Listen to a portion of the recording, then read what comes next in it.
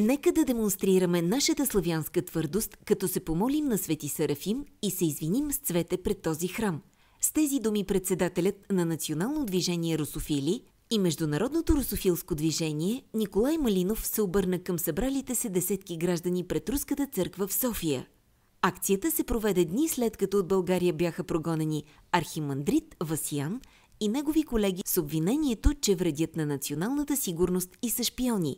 Пред затворените врати на църквата Малинов определи събирането на хората като скромно и тъжно, защото става в светлината на такива събития.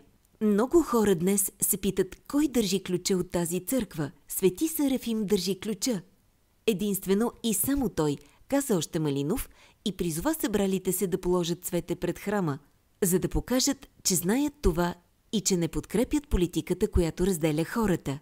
Веднага след неговите думи всички събрали се обсипаха с карамфили в входа на църквата и сведоха глави за извинение пред нея.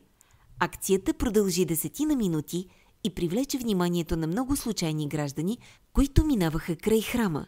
В края на изказването си Малинов цитира и писмо на американския президент от 1999 година към албанците в Косово, в което той казва, че само ислямизацията на Балканите и на България може да спре високомерието на православните и ината на славяните. Въпреки всичко, ние сме тук с цвете в ръка и с молитва към Свети Серафим, православни славяни с гордо вдигнати глави.